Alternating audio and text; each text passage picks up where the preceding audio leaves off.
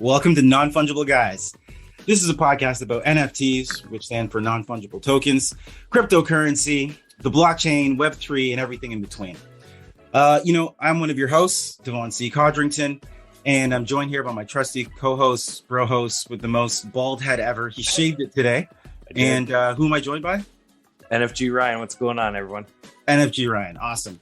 So, this is a special episode. I think you've heard us say this before, that we get really excited for some of these guests, and I'm always like, man, we're really excited for this. And that's true. No difference today. Every episode, the episode that I'm recording is my favorite episode, and this is already my favorite episode.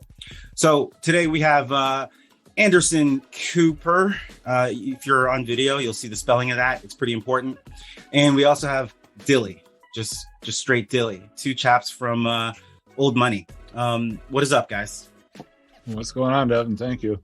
What is going on, guys? What's up, Ryan? How are you feeling today? I'm feeling great. I'm excited for this. Maybe I'll find out some answers. I probably won't know anything. Probably not. I'm not going to get any closer, but whatever. Not at all. From the 0% chance that you're going to find it. From the pre-conversation, I was just like, what? And I've been confused, and I just can't wait to be more confused. But we're going to get into some real shit too. Like that's important about the people that we're talking about and find out who they are. So sure, let's do it. Yeah. Ryan's like, sure. We'll see how it goes.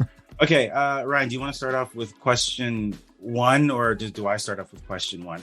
It's what? Let me. I'll go through it. I'll burn through it for you.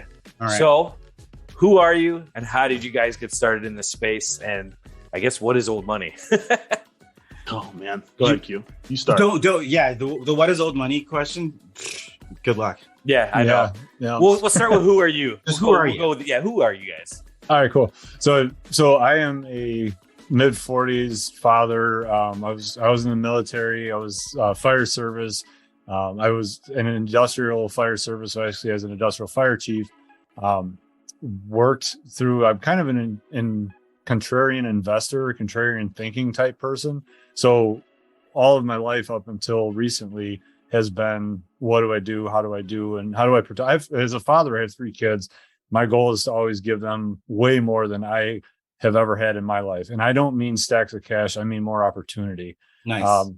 I get into this weird state where I start thinking about how bad things really are, and the shit show that we are allowed to cuss today, right? Yeah. It's encouraged. Yeah. All right. It is fucking encouraged. I also love how he said cuss. The naughty words are going to happen. Yep. So no, I want to make sure that my children have a better opportunity, and it's not just about teaching them new things, but maybe even providing them new things. So I've gotten to a point here midlife where I went, you know what, do I just continue, put my head in the sand and be a fire chief for another 20 years? I love that career. I love everything about it. It's a passion. It's a drive, but it's not building anything for my family, my future, and then the rest of the population as well. The US dollar is a problem. And the fact that it's a world reserve currency means it's also a problem for you in Canada. It means It's a problem for anybody that's touching it. So I started to look at crypto after the silver squeeze. In the beginning of last year, I knew about the silver squeeze because I'm also, as a contrarian investor, I know about precious metals. And when the silver squeeze... Yeah. And when that started, there you go. So when that happened, I started to pay attention to crypto. I knew about DigiGold in 2012, but I didn't know how to. I understood that there was a thing called Bitcoin, but I didn't know how to. I was so focused on my career and life and family building at the time that I didn't get deep into it. I just knew that it was way outside of my skill set. So 10 years later, cryptocurrencies are mature, and there's profitability, and then there's also possibility with cryptocurrency, blockchain technology, and everything. So as soon as I started evaluating what cryptos were out there, I went through that evolution of Bitcoin's amazing, Litecoin's an alternate, Ethereum's crazy. And then I started seeing some weird things, and then I found Cardano. And since I got into Cardano, it was all in. I learned about Project Catalyst. I got really deep in the roots of early last year Project Catalyst. I learned and met the people from Armada Alliance who were building stake pools, running them off of solar power and Starlink, like completely off grid. I have some Raspberry Pis. I started learning about coding where never before. And I started like, what's going to be my niche area? And all the while, NFTs started popping off. And that started really scratching the itch for me. It was like baseball cards and die-cast cars and all those like collectibles and everything from the 90s and where that marketing piece was there. So yeah, I hovered on the buy button for unsigs. I bypassed Space Buds. I went, I'm not into Clay Nation, but I like the Cardano trees. So I went heavy into learning about Cardano trees while Space Buds was doing, or while Clays were doing their thing. And everyone, but that was in that bull market cycle ish where things were just going crazy. So NFTs piqued my interest. And from what I had learned from everything explained, where were we at with CNFT Con V1 and learning about old money? And I was actually watching that live stream go. And as soon as he opened up the website and showed us the light, and I saw the first blue bill be created, and I'm like, holy crap. I yelled across the house and I said, you gotta come here, and showed her, and she's like, hey, that's pretty cool. Well, to me, that many months later, it's more than cool for me. I've made it a part of, I'm working my way into the lore, and I'm letting the lore work its way into my life. And there's a lot, and that's kind of where we can talk about old money and go from there. But that was awesome, friends. I love how that. I got it. No, that's crazy. It's funny. I was literally looking at videos. I don't know if you know the YouTube channel Economics Explained, and they were talking about differences between the global reserve currencies and how it's probably going to move to China, and like what's going to happen and how there's actually collapse, and basically, there's a lot out there about the fragility of the typical economy and the banking system. And anyways, Ryan and I were talking about Swift yesterday and like moving money around and like excerpt. Anyways, cool. So to that point, before we go, and Dilly, definitely want to hear from you. Yeah. But I got to remember that this is a podcast audience as well. But hi guys. Yeah. If you turn your damn camera on, we'd remember you were there. Yeah, right. So one thing that is going to be something to think about, as much as we talk about NFTs and we love the non-fungible side of things, I think it's all the bits and tools. We understand blockchain technology and we understand decentralization. So we understand that a decentralized blockchain is important for the success of the world. And the CBDCs, the central bank digital currencies that we have been and are going to start getting sold on, are 1,000 times worse for personal sovereignty than the US dollar and the US banking or any banking system. The CBDCs are a sin of all sins. So it is not like Bitcoin. It is a centralized blockchain. And just pay when we talk about DYOR, do your own research on CBDCs when that starts to become here's your savior. No, it's not. No, it's not. So, all right, I'll get off the. No, it's all good. And the last thing I'll say onto that is look to China and their digital yen, which they basically same thing, but in China fashion, and also like ahead, but same concept of government centralized currency that they are forcing upon their citizens. And they've given I think they gave I can't, don't ask me to do the conversion of yen to whatever. Yeah. It was like they gave a couple million yen, and that turns out to be like $1,000 or whatever, right? To users, to like a whole bunch of people in one of the central districts, and they were like, you got to use this. But then they're tracking everything to see how it's being used, and of course they have the social credit system where you forget to pay your phone bill, and then you go to rent a car, and they're just like, the system says you didn't pay your phone bill, plus you were mean to the person on the phone. This is not even joke. Like literally, This is true. They'll be like, you didn't pay your phone bill, plus you were mean to the person on the other end of the phone. So you cannot rent an SUV. You can only rent this. I was going to say Geo, but what's a Chinese car? I don't know, Daewoo or something. I don't know. It's probably not even Chinese, but that's Japan. That's Japan. Everything's Japan. Yeah, you can only rent this basic car, and then locked into that social credit system too. They have cameras on every crosswalk, and they pull up people with facial recognition and everything. Yeah, so be like, that guy has a bad social credit score, and he crossed the street the wrong way. So and that's not even a joke. Yeah, people disappear over there. I'm interrupting the podcast to bring you a word from our podcast sponsor. The Developer Collective is the very first Web3 developer agency on Cardano that offers the most innovative solutions in a custom white glove service experience. Use the Developer Collective to build your platform, website, or NFT project. The agency comes fully staffed with dedicated developers, designers, and project managers that'll take the technical aspect of things off of your hands. Founded by Nighthawk, the very first recognized project advisor in the Cardano NFT space, and founder of the Crypto Talent Marketplace. But what is the Crypto Talent Marketplace? Well, let me tell you about it. The Crypto Talent Marketplace is the first of its kind talent marketplace, serving as a meeting place for blockchain talent and project teams in need of that talent. The marketplace is currently under development and will launch this summer. All right, cool. Back to the podcast. All right. Anyways, Dilly. Yeah. Hey guys. Now introduce yourself. Welcome, Dilly. Hey guys. Start with your social credit score. What is hard that? to follow that guy? So it's always hard to follow Q. I've always looked up to Q in the space. I used to watch his YouTube videos where he did kind of like whiteboard breakdowns on Project Catalyst stuff. So going into interviews with him is always really fun because it's like hanging out with, you know, one of your heroes. And it's like now we kind of get to work together side by side on whatever fucking this project is. At this point. That's great. But yeah, shortly about me. My name's Dylan, if anyone didn't know, IRL. I just turned 30, father of 2, got a 1-year-old boy, 7-year-old daughter. I really like kind of hop, skipped, and fell into crypto. I think I have more of the traditional story like everyone else, where like the COVID and boredom like really hit hard. And we were all looking at, you know, like alternate ways and spending too much time on our phone, obviously. So Definitely.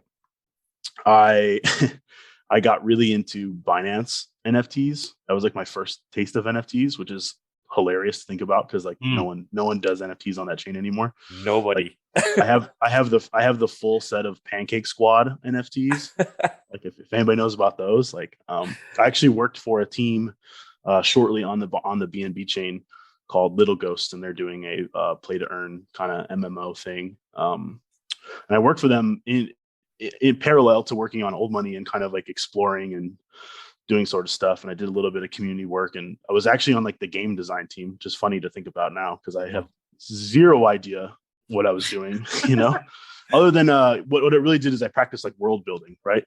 So I would write these kind of like long posts for them and you know, build out the world, build out the lore, and we'd have all these like team meetings and stuff. And it was like, you know, my wife's looking at me like I'm nuts because I'm on the computer talking to a bunch of 30-year-olds about, you know, 3-dimensional ghosts, you know, and how to get them to swing swords and stuff like that. And it's, you know, it's all based around NFTs. So really, like, I kind of got in the reverse situation with NFTs where I didn't necessarily understand. I was really looking into the utility portion first, you know, as opposed to the other people who are like, oh, cool art. Oh my gosh, these do things too. So I was a little bit late to the game. When did Binance Smart Chain kick out their NFTs? Like they were later, like, but when was that? It was like I would say it was a late wave after, like, you know, the initial Ethereum hit, probably a couple months after everything else. It was just like everyone was looking for alternatives. Like, how do we do Ethereum NFTs when we do them cheap, you know? Yeah. And I just happened to be like a Binance shitcoiner at the time. And I was like, I have all this stuff that's, you know, probably going to nuke tomorrow. So I might as well trade some coins around and, you know, put in these cool pictures, which, you know, I wouldn't say necessarily worked out for me. I made a lot of money off Dogecoin though, through Binance, which was cool. Nice. But yeah. Did not expect that to be like where we were going. I don't think this might be news to, I don't think a lot of people know that about me, honestly. But that was like my humble beginnings. After Binance, I took a serious look at. I missed obviously Bored Apes, or else I'd be talking to you guys on a yacht. I missed all the big stuff. I think I dabbled in Ethereum NFTs, but like back then, man, the gas wars to get into any Ethereum project was horrible. The worst of it. Do you guys remember that? I don't remember the name. This is my exit from Ethereum NFTs as well. But there's like a Gundam project that was supposed to be like the most totally. What was it? Meta Beast or something? Mecha. I had $10,000 of Ethereum in an account that I had accumulated, essentially my life savings in crypto. Yeah. And I was so sure, as was everybody else. Yeah. That you played the mint game on this Ethereum project, and you mint one of these fucking Gundam Wing ripoff Yeah. That was like your ticket. I already told my wife, like, if I get one of these and I can flip it, we can buy a new car. We have a down payment for a house. Like, I was all pumped. So I think the first 3 of my mints failed. And then that was like $2,000 in gas or something like that. It was absurd. And then that little gambling monster that sits on all of our shoulders was like, well, if you hit one, at least you can probably, it's not going to matter. Right. So I rolled through all my mints. I didn't get one. Oh shit. Mfers. That's what it was, right? Mfers. Yeah. I remember that. Biggest. I couldn't believe that, like, just rugged or whatever it did. Like, they had like who was that? Celebrities and shit. Yeah, they had celebrities going on about it. And like, look what I minted and all this shit. Crazy. So that was my first big experience with Ethereum, and obviously, like, I left that experience, like, I got totally rugged out of all my life savings of not like I had money set aside, obviously, but like crypto in general. So, still to this day, I'm weird about Ethereum NFTs. I know that it's not as harsh anymore, but I don't ask Ryan, man. He plays there most of the time. Yeah, out of the two of us. The space has evolved, but it's still just a bunch of shit projects, and it's like all free mints, and then they just rug pull. I don't even. It's just so many free mints. It's like a rolling pump and dump. Like when people were getting crazy into stock groups and stuff like that, and just me too. That seems to be what Ethereum NFTs are. Just free mint in collaboration with another one, and then boom, dump. They just keep on moving, and like I don't know, it's ridiculous. So is that why we see a lot of the Cardano NFT mentality, like the people that have experience in time in Ethereum, they're like, oh, well, let's finally pull the plug and move over to Cardano, and they're looking for the same flavor here, because it's unnatural to me to see somebody want to do that. It wasn't since like early 90s when the baseball card era switched into as many baseball cards as they could put out there. That was the downfall, and that's probably what's happening on the Ethereum side right now. Oh yeah. But those humans are coming into the Cardano space. Yeah. And I'm curious if that, like, how many people do you recognize on both sides? I see a good blend of both, really. Like, I think there's a lot of these like legacy people. I would say even like you and myself, I'm sure we've dabbled around different places, and like I found my home on Cardano because it was, one, and most importantly, not expensive. 2, I could actually mint stuff, or if my mints failed, my money would get back, and that's formed around that terrible experience I had with Ethereum. But you have those people, those kind of like legacy characters in Cardano that I'll call them. And then, especially lately, you are starting to see an influx of like a lot of like, how can I hype a project up and do 2 weeks of work and open this mint and then take off. What is it? All those on-chain projects. Exactly. The one is legit. What is it? The one dogs on chains are legit, but then chains of dogs or something. There was the ducks, there was a rabbit, there was a dog. Right. They are all just the same concept. Just come out rug pull. I couldn't believe it. Yeah. They make it off with like 3,000 ADA and just put sour taste in everyone's mouth. So yeah. And then, you see what works and what doesn't work on Ethereum. And then you could take that and replicate it in a smaller way on Cardano, why not? Why wouldn't you, from a sociopathic kind of perspective, Well, yeah, sure. I think the anonymity of it, that like it all offers people are just like, screw it. Like, they're not going to know, whatever, I'm out, despite the wallets being public, doesn't matter. They're rinsing it, not in Tornado Cash, but some other way. Yeah, definitely not Tornado Cash. Yeah. Holy shit. That's crazy. I love where this conversation went, like completely different direction. I told you guys I was stoked to talk about, like, I've been around for a little bit. I know that you guys aren't just like hey guys, we're a Cardano podcast, like, oh no, we're down. Usually, like, if we have Cardano peeps on, we're not gonna like talk about some other stuff where we have to like set it up and preference it and be like, this project over here doing this and this and this. But like, no, you guys know what's going on. It's cool. No shade to anybody else. Yeah, of course. Yeah, we've been around. Yeah. Okay. So question number 2. This is awesome. Oh man, this is gonna be great. Oh wait, that's right. Let me preference this. That was an Office Space thing. You're not gonna see that. Q is seductively waving his finger in a circular motion right now for everybody. Ryan, I'm about to drop my O face. Yeah. Here's the preference to the next question I'm going to ask. My dad's going to listen to this. Less swearing this time, Pops. Hope you appreciate that. What is old money? Hi, Dad.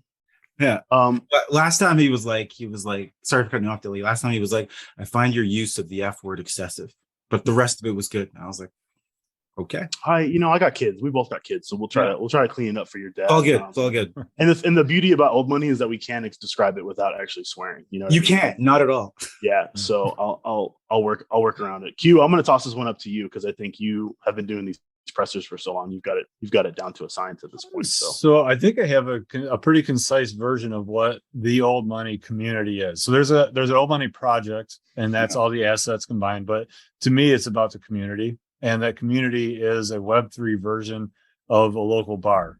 So you go outside of a construction site, and because I've worked construction, I've worked fire, I've been to local bars. In those places, if you've been to any of them, you have a group of people that can drop an Mfer on somebody, but we're all respectful. We all love each other. We all care about each other and what's going on. We're not here to go into the bar to start a fight. If the fight walks into the bar, though, we'll have fun. But that's kind of like, that's how I feel about the old money community, is that it's a bar scene in that really cool, comfortable, you know, there ain't the frat boys walking around the corner starting trouble. There aren't wives sitting on the other side staring us down. We just get to let loose and have fun, and we get to call shit for what it is. We get to act out, and you just get to let your hair down. And like, I've been doing that for years. It's nice. Yeah, I'm down with that. Yeah, he's touching his hair for everybody now. Oh yes, yeah. This podcast is recorded with audio description. Yeah, I got you guys. I'll jump on to Q's point and say, as much as everyone, you know, like there is assets and there's policy IDs and all that kind of stuff. Old money has really turned into, like you said, kind of like this bar scene. There's people of all different, from all over the world, all our holders, and there's people of all different political views. For a politics-based project, we really try not to get political in the Discord, which has been the funniest thing for me, because I'm like, you know, I'm like a hyper lefty. I would say Q's kind of like in the middle somewhere, you know. We don't know each other yet, then. Yeah, maybe I'm wrong, and that proves my point. Is like where anybody can kind of come hang out in old money, and it became very much not about the NFTs very, very early on for a lot of people. It was more like a congregation place. So even in like the slowest of market conditions, like there's always someone in there talking about something. Sous vide, for example, there were a lot of sous vide steak enthusiasts, and we have our own cooking channels and that kind of stuff too. So really? Oh yeah. Well, we did. Not what I was gonna say. Not when we went and looked yesterday. Yeah. Are we talking about that now? No. To be honest, I love the community. For me, it was like I entered the Discord and I was like, what the fuck is going on? Like, I'm like, it's like double Dutch. I'm just waiting. I'm like, okay, when am I gonna get in? And then you just jump in and you're like, okay, I'm in the game. Nice. So I like that. Yeah. So okay, so like let's say that it's a bar and everyone's actually, the point you brought up about the politics, but it's not being political. I've never thought about that. You guys ran a whole election, which we can dive into that later on. But then when you think about it, there was even on the website, which was crazy, and it had like the ticker for who was in. Yeah. The colors were all, it was hella colorful, that website. It was like bright yellow. Awful. Yeah, it was awful. Yeah, it was a lot. It was a lot. No night mode. No, not at all. That was, I never even thought about it. Like that was, you know what? Good job. One of the criticisms that I got, I had talked to somebody on Twitter. I had done a trade for actually my profile picture. I used the Beyond Rockets chef. I'm a chef in real life. So nice. I always try to, I have a funny story about chef NFTs that I'll get to in a second. But one of the criticisms that I got very early on was like, well, I'm not American and I'm not into American politics. I don't care about American politics. So like, why would I can't really like, you know, that project doesn't interest me essentially. Right. And I wish I could give everybody like a test run in the old money Discord to just hang out with us for like 5 minutes, you know, because once you get past like all the like, oh, those guys are mean and they like haze everybody and everyone's so like uppity and uptight. It's like, I have a really hard time hanging out anywhere else, to be honest. Like I'm there like 5-6 hours a day, just shooting the shit with everybody. So Devin, you made mention, Devin, that Devon. Devon. Sorry. Yeah. No, it's all good. My bad. I don't know why I didn't hear it before. Okay. So it sounds like you started really paying attention to old money during the election in the campaign series. Because to me, that's like a small part of the whole picture. And I know that Ryan, you've been in the scene. You must have jumped in prior to that. Yeah. But as all that's happening, and I know that we'll get to this further down the line, but maybe to help really understand what we're doing is this is a blockchain world and people want to use NFTs for actual purpose, true utility, right?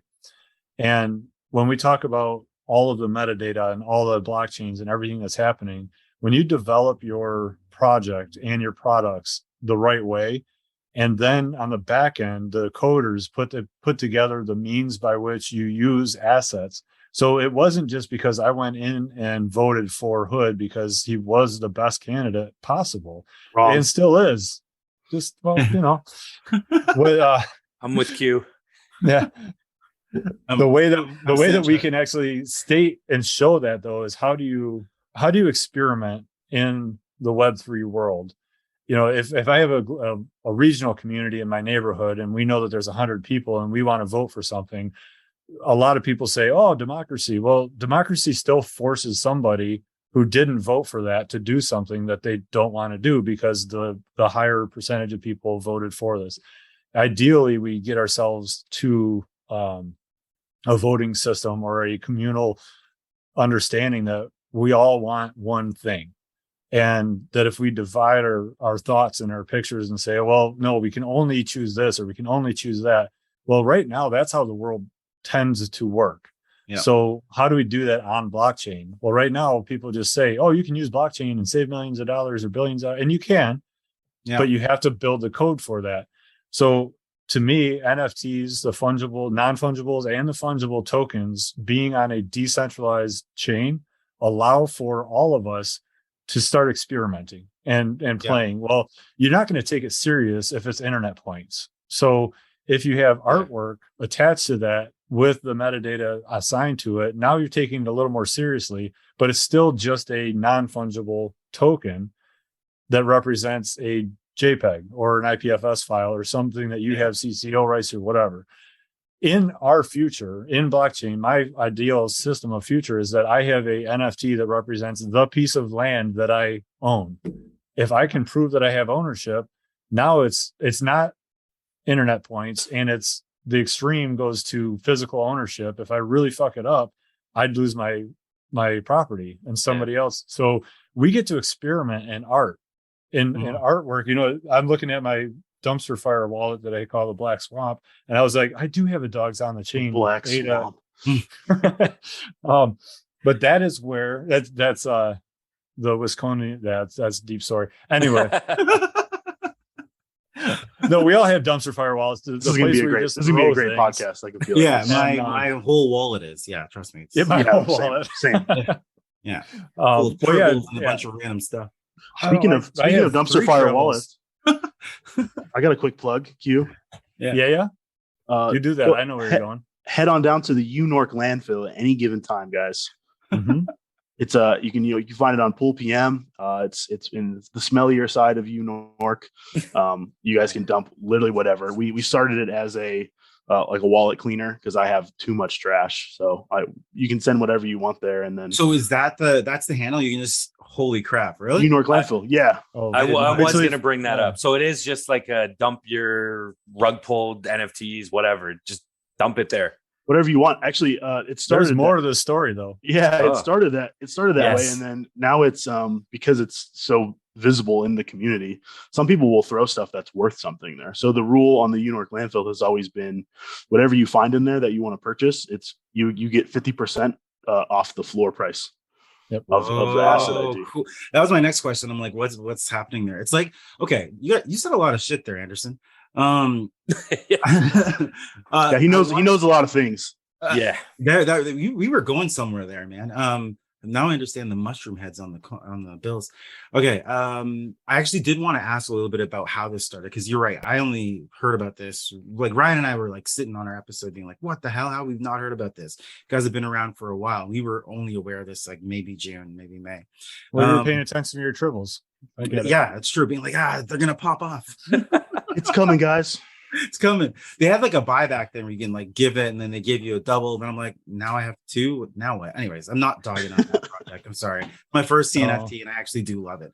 I love the people behind it. I do. That's why I got into that mint. But the same end, I'm like, I have a really rare one. Oh, nice. Oh, but what does that mean? Nothing. We'll see. Now. We'll see. That's the long mentality. Okay, so what I liked was what you said about.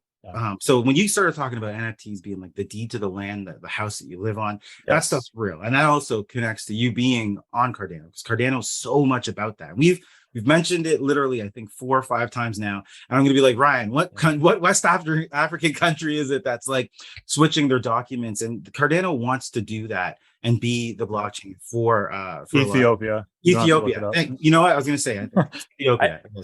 For those that aren't watching, Ryan was reaching for his keyboard. You can see the screen just light up his face. Yeah. Every time I click on something, it lights up. I'm like, okay, I'm going to just stop clicking. For those watching, Ryan was prepared and was about to answer the question.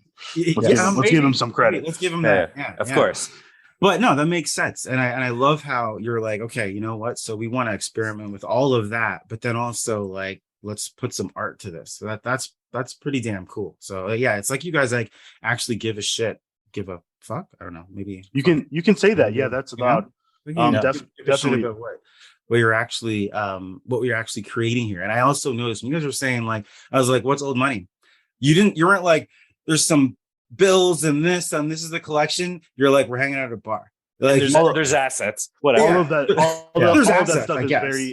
of that stuff is very secondary to most people in the project. And I think that when you start talking to people, this is something that I've noticed in the CNFT community in general, is like when you do ask that question, it's like, we have these fighters, and then these fighters do this, or or we have this picture, and this picture unlocks like an airdrop and all this kind of stuff. Like we have a lot of the mechanisms of an NFT project, but old money is like it's always been way bigger about that for me from very, very early on, and it's also like, I guess we never really, for your dad out there, we never really gave you the CNFT answer of like what old money is. So like to summarize, it's a sarcastic take on inflation and the devaluation of the dollar. It's a premature monument to paper currency. You have these quote unquote characters, our president, our secretary of fuckery. Sorry, Dad. And, they all resemble important figures along the, creation of the dollar or the establishment of financial policy in American history. So, it's a learning lesson. It's a lot of sarcasm. It's old money is a lot of things. It's not just, bills and dick drawings and a shitload of wordplay and satire. For that, and there's one cool thing to think about too, to give you the asset answer to it, is that we have a signature series just like every other NFT out there, and that's our 2-bill collection. There's 7,500 2-bills, and there are massive amounts of traits, which is rare as of circa December 21st when that came out. There was very few that had 24 different possible traits, and when that happened, that also it broke down into the traditional. There's only 150 octos, but on top of that, you have traits that bleed all the way down to the green bills. There's a ranking system that if you go to Jungle, if you go to other tool type sites, we really don't care about that. We have Mfer ranking. So if your habit is to go to a sales site and then go to a CNFT tools or Jungle and try and figure out what that ranking is, you're going to miss out because a lot of the traits don't exist. And it just doesn't work for. Yeah, I have heard that. Where it was like, don't text CNFT tool. It's not going to work for you. You have to check it. And we broke the traditional CNFT investor. Like their minds exploded because there was people that were kind of in on that from the beginning. Like, okay, you can't really sort these things. And then there's people on the outside.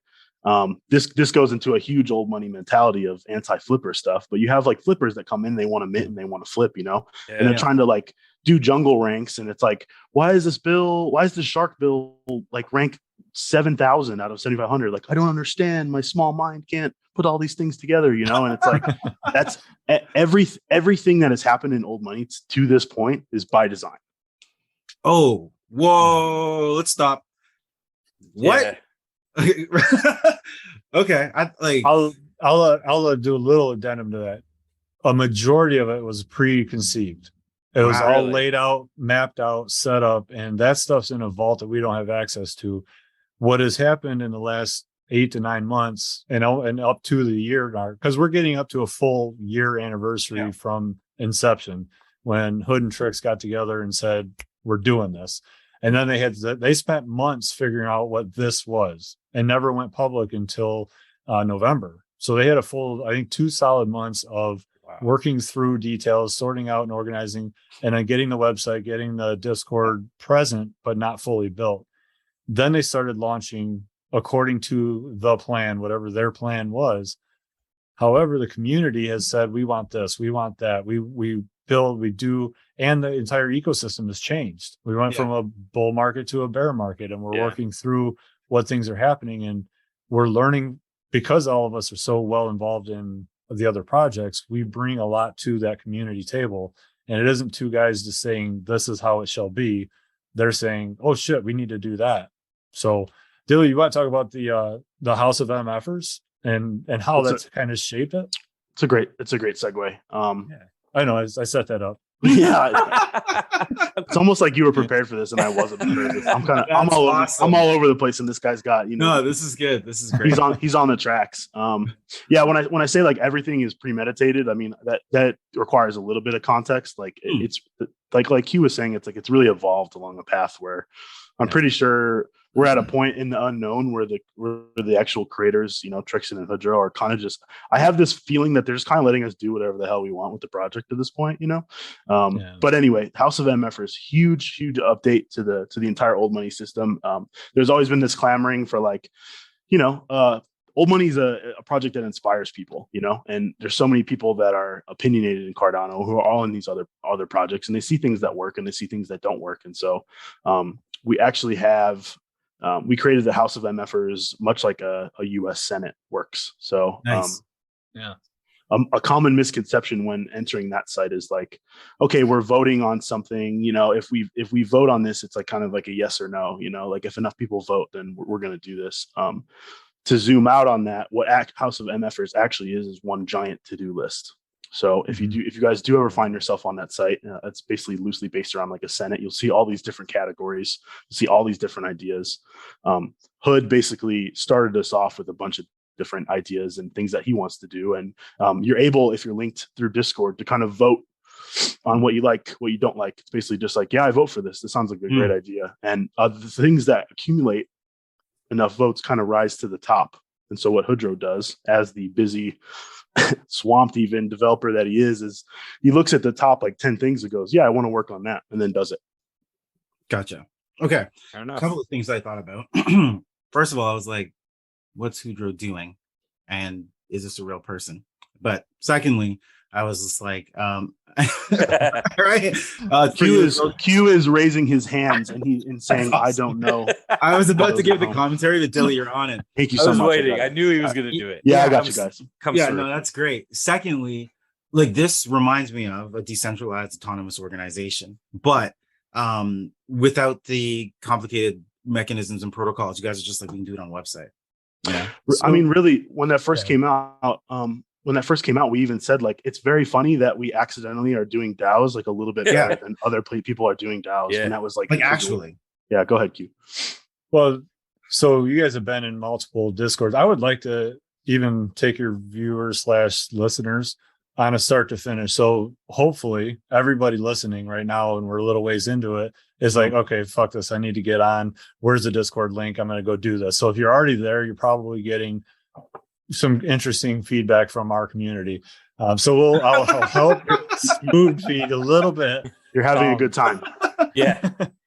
But so the House of Mfers, another way to think about that for me, I like that you're using the Senate analogy, Dilly, but how many Discords have you all been in for suggestions? And especially with a budding brand new project and there's a suggestions channel. And then you drop a hint in there and you're like, oh my God, your project would be so good if you blah, blah, blah. And you spend 25 minutes writing it out and it's in some subdued corner of a pile and the dev never sees it. The community doesn't see it. Maybe 10 minutes later, it gets rolled over and it's gone.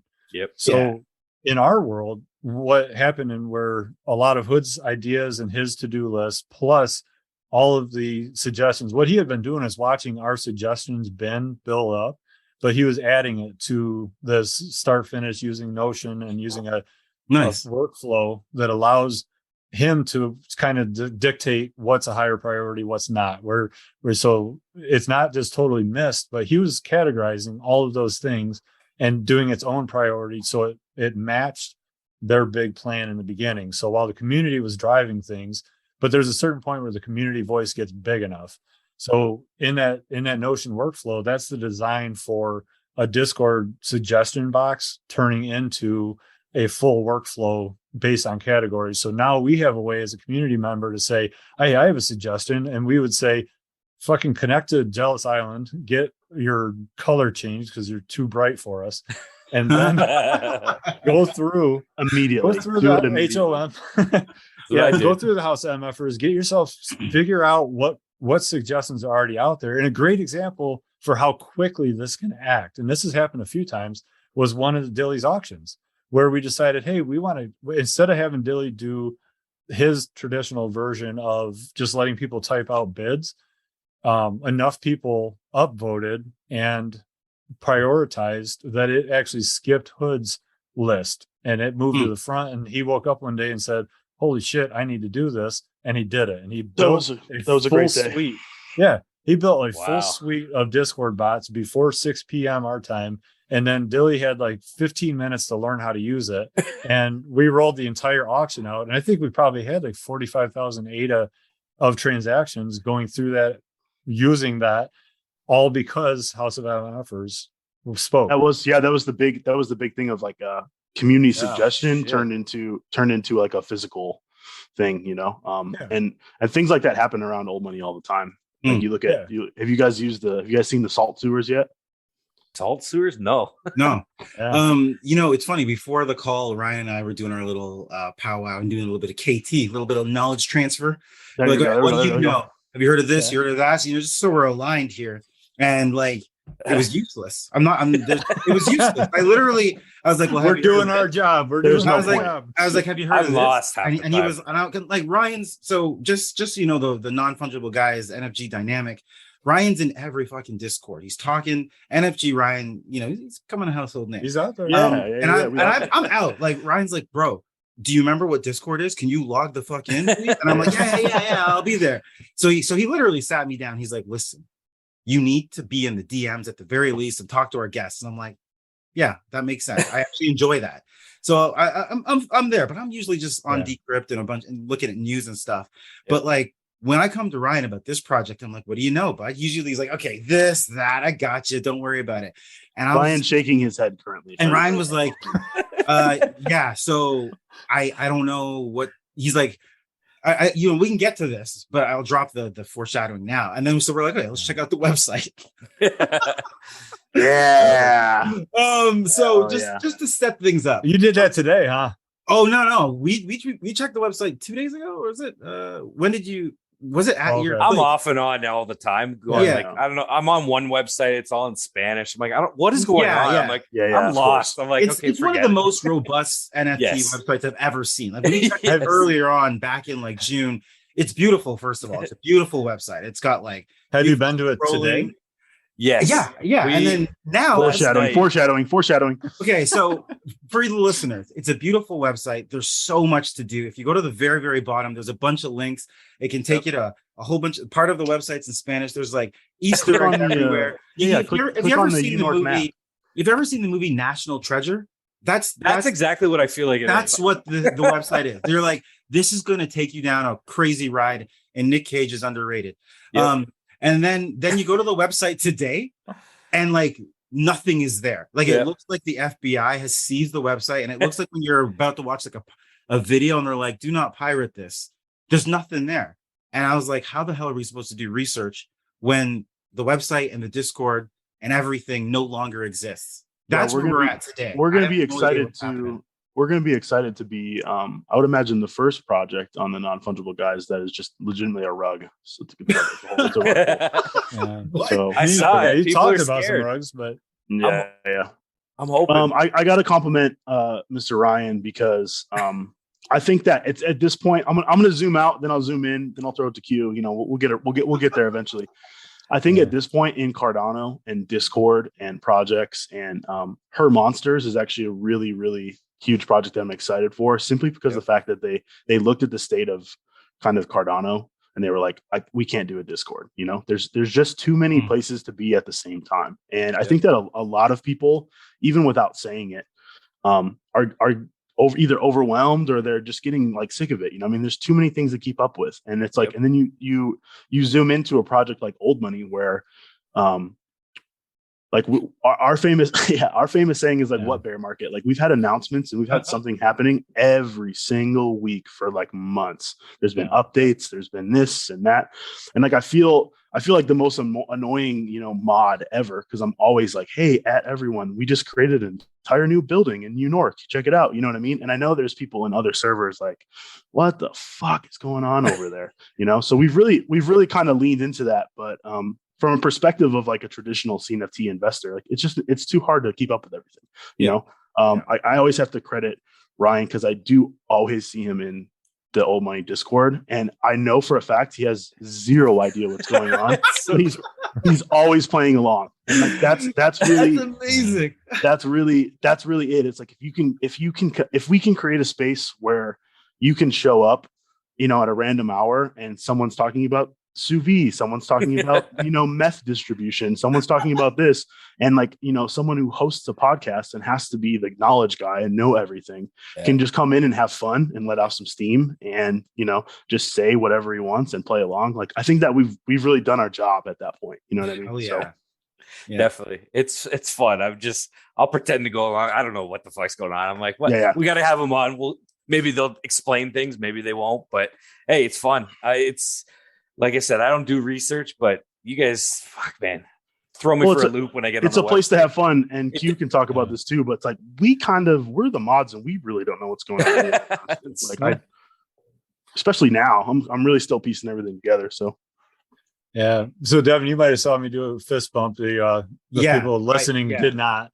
I was looking through. So we have what's called the Fuckerland, and that's a giveaway site. And I apologize, we can't do that right now because we don't have full access to anything. The keys to the park have been seized by the FUI. Yeah, we're still working. Okay, we're working through that.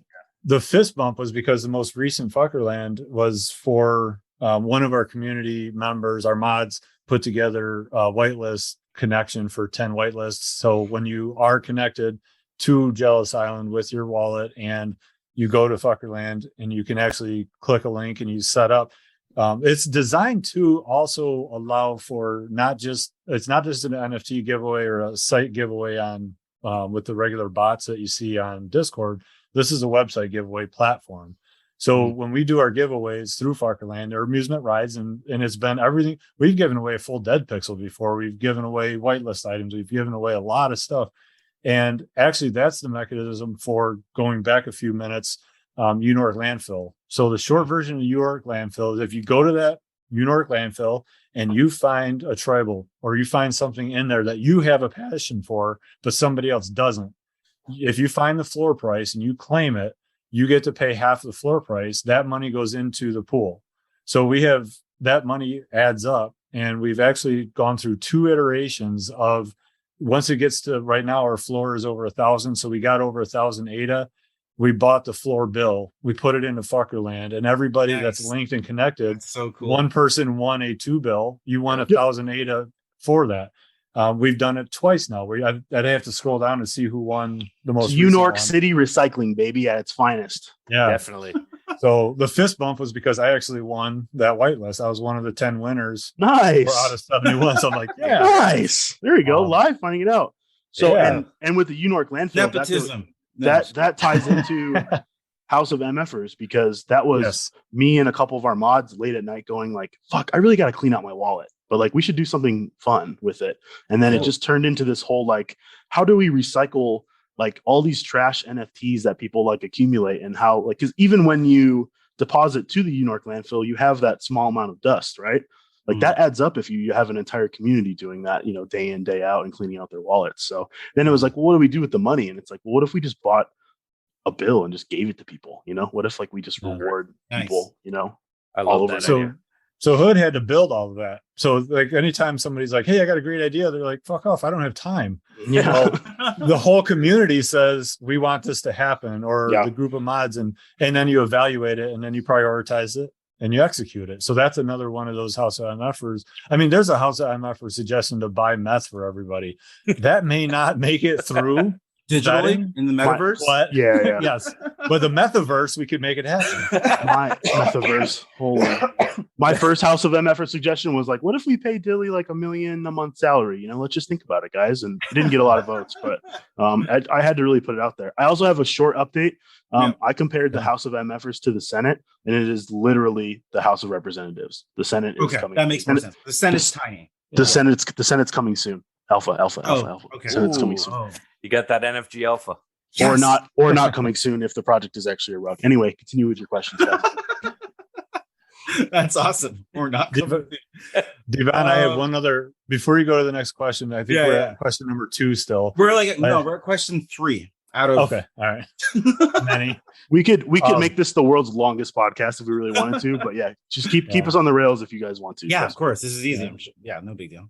I have a pro tip for you though, and it sounds like you are not you're not quite a Discord person. A year and a half ago, I didn't even know what the F Discord was. I didn't either. And I was in earlier on. I was super hyped up, and then I also bought a motorcycle recently, and I'm out. Congrats doing that, nice. And like I just fell off. He's living a life most of us want to live. Devon is awesome. I would like to model myself. Dude, Ryan? I would like to model myself off that life. Continue. Sorry, go ahead. We'll talk offline. Yeah. So there's a command feature where if you / and then follow up with information in Discord, there's some universal ones like table flip gives you that icon, and unflip to flip it back. But then different projects can have their own built-in commands, and we have what's called a bilitary. And so when you get to Old Money's website or Discord, there's a whole suite of commands that we have that are custom to our area. So in that sense, if you want to look up a bill, you can do / bill, and it'll give you all the back commands. If you want to pledge your allegiance, you / pledge. And I'm skipping ahead just in case, but I'll get, dude. I do want to give you a little bit of alpha for anyone listening. Just like, hey, we're an hour in, here's something that nobody's going to know. With those commands, Discord commands, and if you want to know when the next mint is going to be, type in /when, just /WEN, right? And it gives you the most precise, detailed information and it's not always up to date, but it'll have an update. So it's something that you want to check a little more often than not. Even if you get what seems like a canned message, check it frequently. Yeah, it's a personalized when, right? Personalized drop suite compared to whoever is, I'm gonna step away for a second. That is awesome. Thank you very much. And with that, Andersum KEWWper is out. He dropped the mic and left on. He literally did, and then he just left. He's like, we could do a whole episode on the military bot, but it just goes back to the facts. Like, you complimented the website, which we all appreciate. The website was the thing that brought us, into Old Money. And what's up, bud? What's going on? Up? Can I call him an MFer? Is that allowed? Yeah. Did you hear it? Yeah, he said yeah. He knows. He said yeah. He knows what's up. Yeah. I am Mfer. There we go. I know all about this stuff. Oh, perfect. I even made my own cool riptator. Wow. Nice. There we go. That's awesome. Better than me. Bye. Bye. Bye, buddy. Hey, buddy. Nice glasses. cool. But what a sweet kid. What I was saying is like, so you have like the website, and then you look into all like the technical stuff that we really do deliver on in Old Money, and like the military bot, for example. If you can just play with that forever. You do /rank. It'll bring up your entire bag. You can see everyone's bills. You know, it links right to Jealous Island. It links to the website. Nice. You can see what rank you are on Jealous Island. With the /bill command, you can see directly what your Mfer rank on your bill is, you know, which is that, you know, that helps. That's kind of cool. Yeah, it helps a ton. Definitely. All right, why don't we move on to question number 3 here, Ryan? Yeah, cue this one up for you. You want me to ask that question? Really? Yeah. Why not? Yeah, I think it's important. Dilly's gonna like it. All right, gentlemen, what is your favorite food or restaurant? Oh yeah, this is my stuff right here. Well, if everyone doesn't know, I'm a chef and a bartender in Las Vegas, full time. So nice. I became the go-to Cardano food guy. You can check my wallet at Dilly Cooks. I have an entire chef collection that I'm currently making happen. So my favorite restaurant, I went to Mexico City. I did prepare for this question because I knew you guys were going to ask it, and I knew it was gonna take me too long to answer it if I just thought about it on the fly. So I went to Mexico City and I ate at this restaurant that I saw on this Netflix show called Chef's Table. And shit! Sorry. Such a good show. Incredible. We won't tell your dad. We won't tell your dad. Awesome. Yeah. So I watched this episode. Yeah. So on Pujol. Yo is the name of the restaurant. Yeah. So I remember binging that series as a chef, obviously, you know, it like really spoke to me. Yeah. But so when I planned my trip to Mexico City, I planned my entire trip around this one restaurant because I had like, it was one of those situations where I had the highest expectations for a meal ever.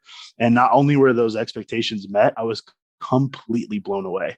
Wow. So if you ever are in Mexico City and you have a chance to visit Pujol, I don't know exactly where it's at because I got kind of lost in Mexico City. Order they have a chef tasting menu, and they have a dish called the mole madre y mole nuevo.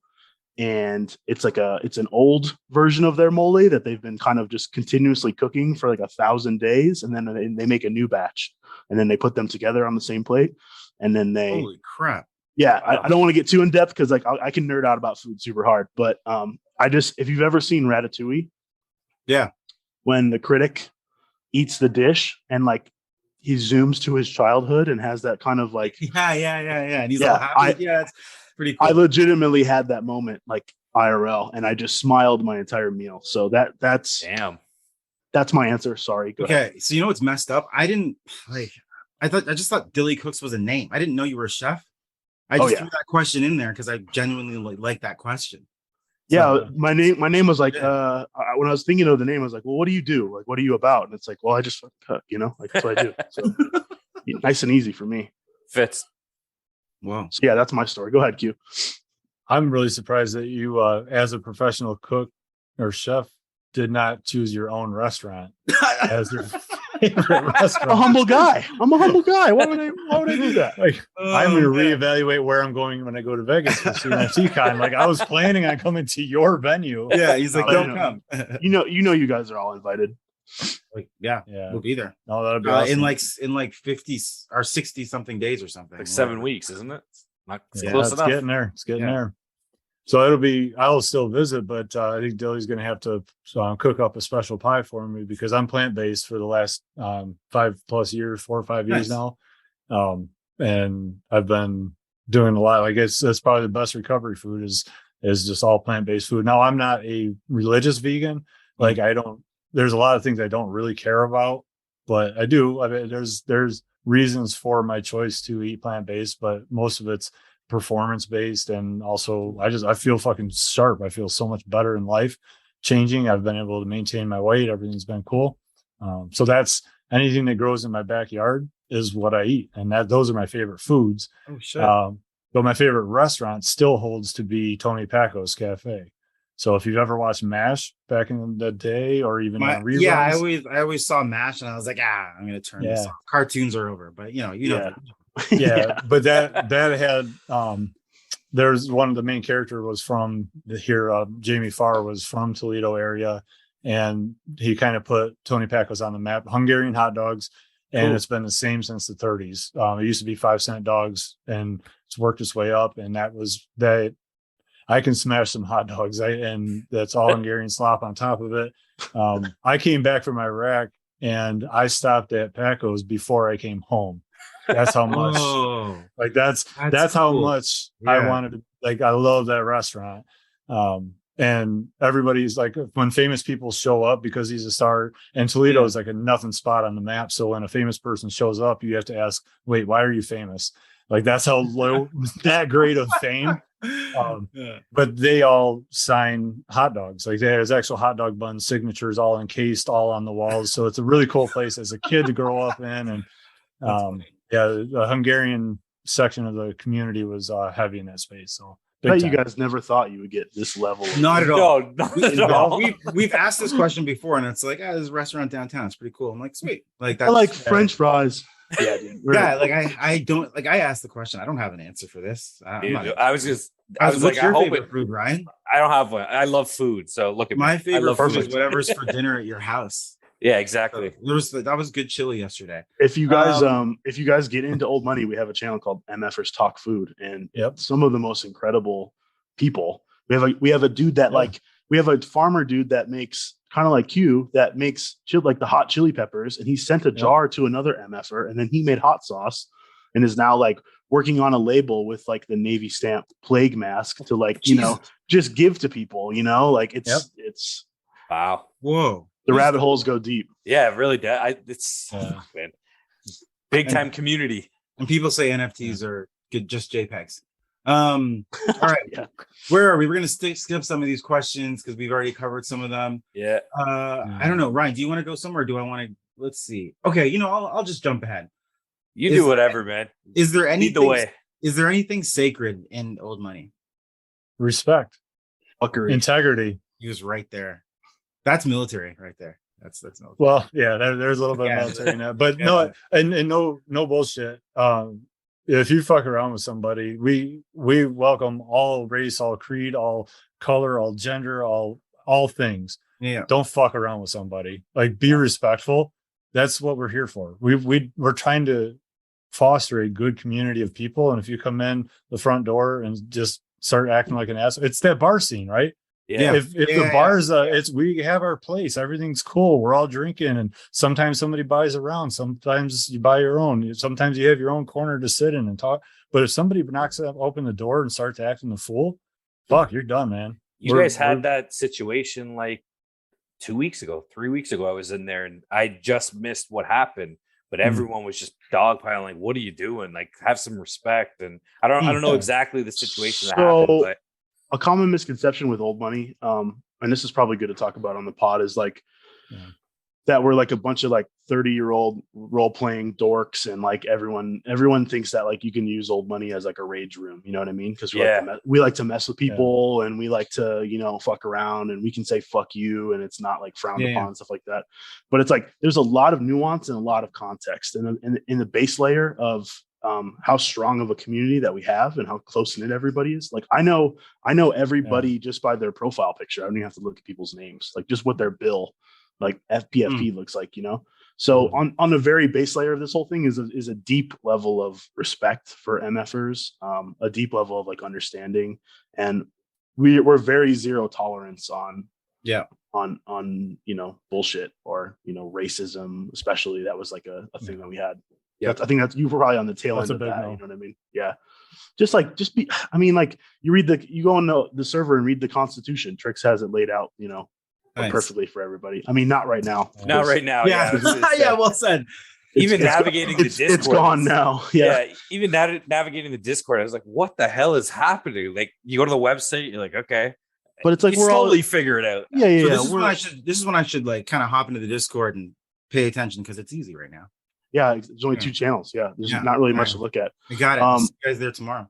Base layer is respect each other. And MFR is a sign of respect. It's a show of respect to a fellow member of the community. You know what I mean? If you're an MFR that holds like some creed in the CNFT community right now, especially, so it's like no doubt we don't want anybody to just use our Discord like a rage room and make and cast any doubt on that name. I take it very, very seriously. So I know Q does as well. Everybody does. Definitely. There's a good instance, even with what's happening currently.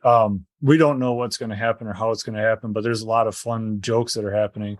I even made a comment earlier today that I almost vomited having said out loud, because I was playing along with the joke about somebody had a screenshot with everybody having the white name. And I'm like, oh, fuck that. I respect the colors and the rank. I'm not going to just like look at your personality and your contribution to the community. I don't want to respect, like, it's like, that like totally contradicts my thought process. Like, Devon, if you show up and you want to contribute and talk, like, I want to hear what you have to say. Yeah. But just because you are a god or a lord or whatever rank you have in our system, that's not, I don't give people courtesy because they spent more money than me or because they have more assets than I do. I give people respect based on what they're doing and how they're contributing and how they treat others. You know, do unto others as you would have done unto yourself. That's huge, right? 1,000%. And let's pause right there for a second, just for some clarity. And maybe this is me. When we're talking about white name, we're talking about those that are sliding into the Discord brand new without any assets. Yes. Like when I slid in and everyone's like, "Why is your name white?" I was like, "Oh my gosh!" Everybody's yelling at you. So for those of you that are listening, because we do have some peeps that are like when you come into Discord, you log in or whatever, your name, your profile name can have different colors. Yeah. So it's not like a white name like Ryan. Sorry, I'm such a jerk. Why would I say that? Everything we just said, after all we just said, come on, man. Just cue that up, and I'm like, no, that's okay. So everybody, you got the spirit. That's exactly what we're looking for in MFers. Full disclaimer: that was a stereotypical joke that I made. I don't really mean that either way. What you're saying is when you slide into Discord, if you don't have some sort of asset that belongs to, I guess, the old money collection, if your wallet's not connected, then your display name is the color white, and that's what it's referring. So you yell that, and then if you purchase something, your display name color will change. So when I went to the Discord, everyone's like, "Why is your name white?" But Ryan had warned me. He's like, so he didn't actually say. I said, go buy something. He just said, go buy something. And I was like, whatever. And I went into the Discord and I was like, oh, I'm going to bed. So I'll shed some light on the why is your name white thing. It actually used to be a lot worse. It used to be like when people got in, we were like, fuck you. You know what I mean? Feel like, oh my God, this place is terrible. Which is like, I mean, to our detriment sometimes even, you know what I mean? That we got that kind of a bad reputation. But really it's like we use that kind of intro hazing as like a barometer of like whether or not you're going to make it, you know, because old money is one of those projects where there's so much context and like there's just like there's a mountain of dick jokes that you really have to like get through before it really, you know, sinks in that like, okay, this is actually a serious project, you know? So we kind of use that intro hazing of like testing the waters of like whether people are, you know, like some people are like, well, you can't say that to me. I'm a CNFT collector. And it's like, all right, well then just leave. Don't come back. Like we don't need you. Like, can you roll or can you not roll? Exactly. Can you hang? You know what I mean? And it also encourages people. The other thing that people probably don't think about is it encourages people to hit our website, because the only way to get a roll in old money is to go through Jealous Island, which acts as, you know, just like, you know, New York back in the day when everyone was immigrating back through and all that kind of stuff, you know, like you got to go through Jealous Island, got to get your paper stamped and get your roll. So, it encourages people to check out our website. And I think once you check out that page, you scroll down, there's an FAQ on the bottom of the page. You see the leaderboards, you kind of start going, okay, there's something bigger here than just like, this mod gave me a roll just because I'm here, you know? Yeah. No, well, it makes the flipper mentality go like, so I did a fist bump because I have a whitelist on a project I know nothing about. What's my next step? I'm going to go into that Discord. I'm going to look around. I'm going to ask, hey, you know, how do I sign up? What do I do? Where do I get the research? What's going on? Like if I walk into somebody's new Discord, all new, there's a, you know, Ryan, you've been to so many of them and you know, there's a good way to walk into the bar and there's a bad way. You don't walk in and be like, serve me right now. Yeah. You're done. Yeah. You got to walk in, you got to look around, you read the room, right? Let's figure out what's going on and then ask what's going on. Then ask the right question, figure out what that is and what's the language. Don't walk into a bar where people are speaking in a language you don't know and then just start talking your way. It's that community. So that's I feel like that's the best analogy for what is old money. It is that community for that. That's pretty cool. It's hashtag designated news. That's really what it's all about. Yeah. There was a channel and we could probably shoot you the links or have somebody hook you up. Designated news gets you all the rest. So the /when gets you to the commands, and that'll tell you when the next drop is. The hashtag or the pound sign if you're over 40. I know. I've had friends be like, "What's pound?" And I'm like, "Yeah, pound colon." This. Yeah, designated news is important. It's a cornerstone of the old money community. It's like, it's a place where you go for those, that real designated news. It's designated just for you. I had a buddy whose password was actually pound colon, and it was like, dude, you don't have to be that blatant. Yeah. All right. I'll let that sink in. I'm like, right. Okay. Yeah, I'll pound your colon. Go ahead. You. Now we got it. Adam.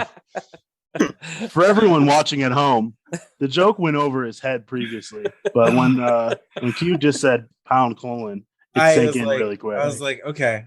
We're there. Everybody's welcome. All right, so I have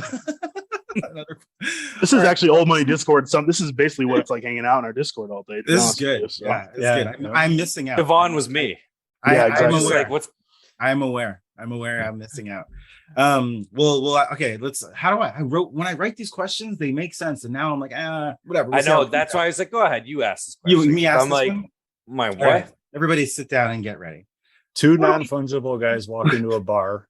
They should not have. Yeah, 100%. Yeah, we don't drink. Do you see how we could make this episode like 4 hours long though? Like there's there's too much. We haven't. Technically, this is question 5, although we've jumped around. Okay, and this might derail us or whatever, but we'll see if you guys tie it back. Okay, so we've seen different kind of mechanisms in the NFT projects. We've seen the basic just PFP. We've seen different kind of utility come in. There's series. People are doing tokens. There's potions. There's incubators. There's staking. There's collabs. Play to earn. There's hold to earn. Personal favorite of mine. Because you don't have to do anything. Okay, so just thinking more generally on the NFT space and all these kind of things. What of these mechanisms or utilities or whatever you want to call them? I don't know, characteristics of projects or design, whatever you want to fucking call them. What do you guys like? What have you seen? And or tied into old money as to like, what have you guys thought? Yes, we love this. We're going to do this. Or, I don't know. What do you guys think about all of that? And what do you kind of think about those for your projects? And tell us if there's a native token coming. Yes. Yes. Go ahead, Q. Yeah, I love that last question. And tell us this. I'll toss it up to you, brother. Go ahead. Okay, and while I'm giving my answer, I want to ask you, because we have something else going on the side in maybe 12 minutes, but this is not a 12-minute answer. Do you want to? Okay. Do you know what I'm talking about, Dilly? I have zero idea what you're talking about, but I trust you, and whatever. Do we need to pause? Do we need to pause? Is something happening here? Well, no, him and I are supposed. So I am the vice president nominee. Oh, I do know. Okay, I got it. Go ahead. Okay, you know what to do now. I figured it out. Yeah. Okay, cool. Okay, cool. So we thought 90 minutes was going to be good to chat, but we blew the wad on that. Oh, one, No. I'm having. We're good. This is having too much fun. Okay. Yep. And he's just waking up on his side of the world. We'll use 100% of our time. I'll be using 100% of my time today, guys. Don't worry. Okay.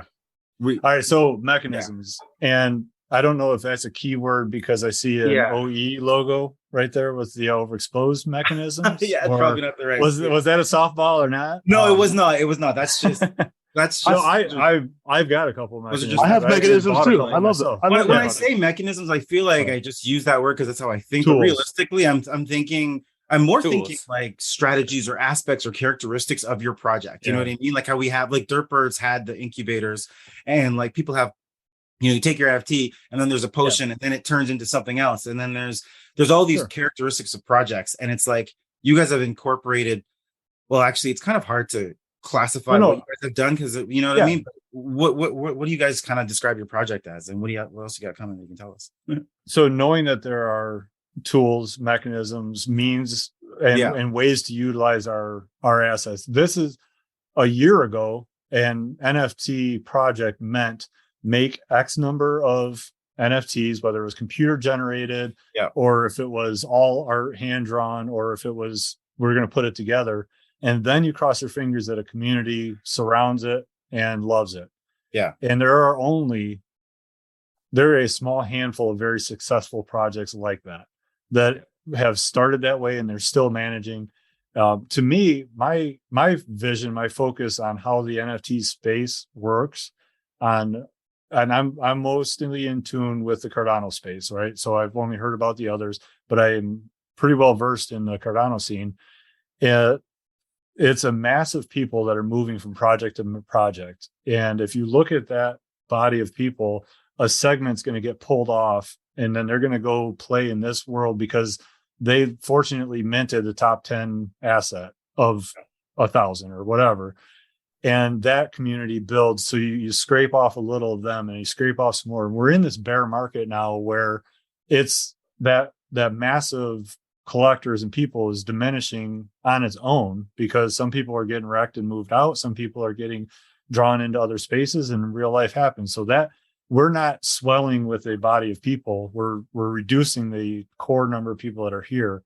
And as the new projects are coming and going, more and more of them are focusing in. So like in a bull market, you play and you diversify, because you need to have as much ADA as you can to put on every single play. Roulette, one's going to hit, 36 are going to miss. But if you're in the one that hits, you make your fucking money. Yep. So if you have any inkling of a successful project or a bad project, when you're spreading out and diversifying, you could probably cut that in half. Put your assets on 18 squares. Like if you know it's going to be red, you're going to bet all of the red numbers, and one of the red numbers are going to hit, and you hit 18 times over and you do well. So if you think about, and I hate using NFTs as a gambling.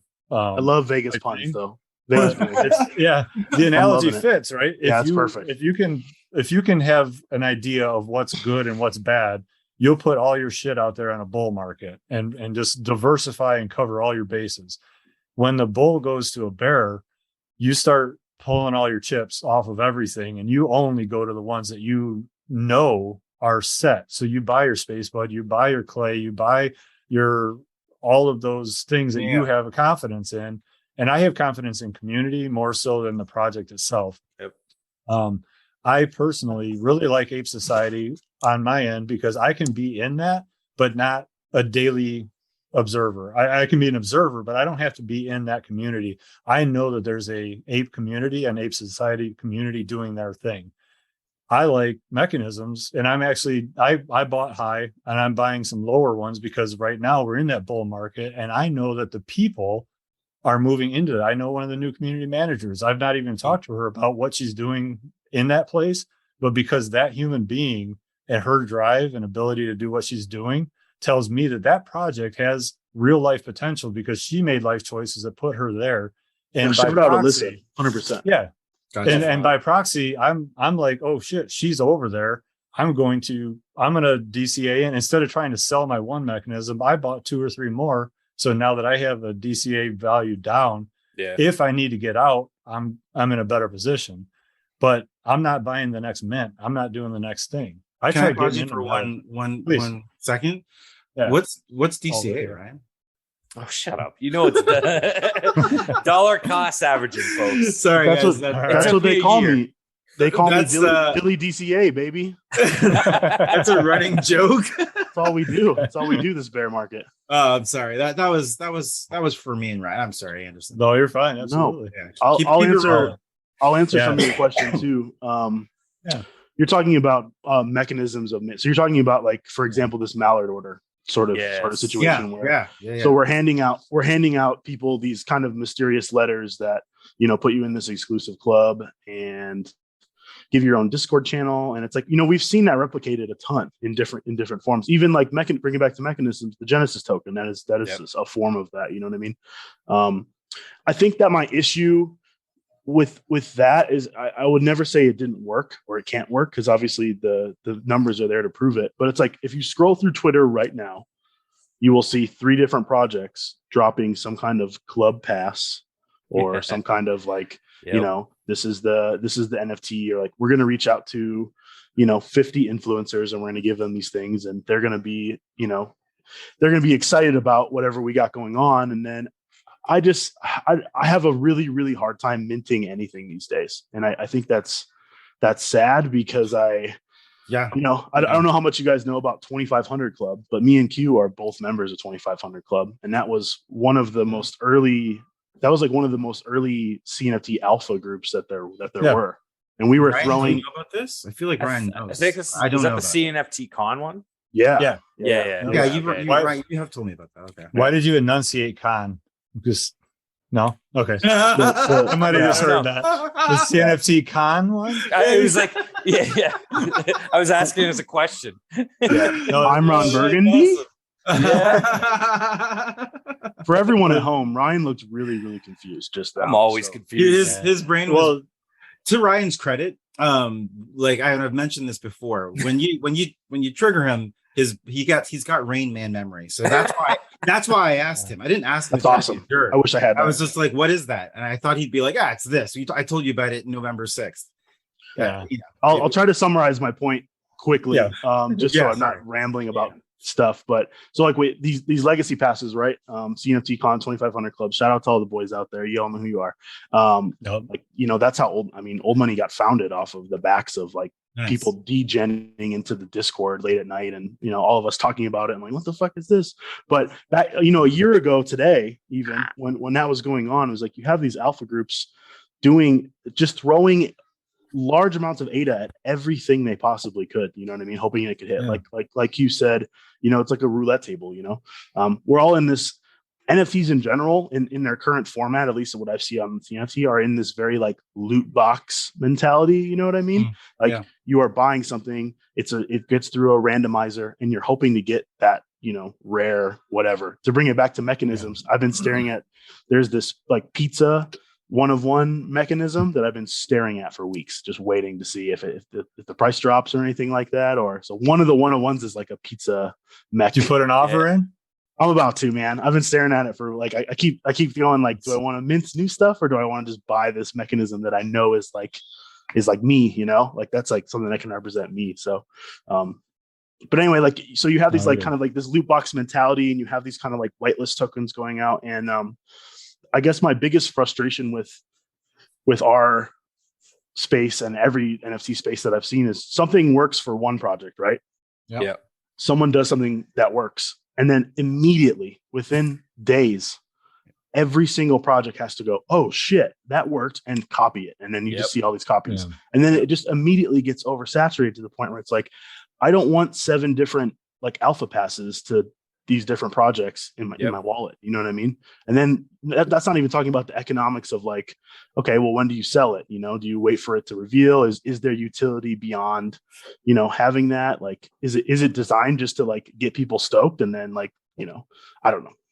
Mm-hmm. No, you're on the right page. You're on the right path with a lot of that information, and, you know, staking mechanisms and collaborations. You know, collaborations I'm not a big fan of, because that just cross-pollinates. Yeah. It seems to work during the bull because it calls the right attention, but we're not in the right moment for collaborations, because we all know what's out there, what's good and what's bad, but we don't need more attention to that. To me, the incubators are neat. They're, you know, I'm not big into the DeFi, the tokenomics yet. Yeah. But as an MFer, I will be pretty deep into tokenomics. All right.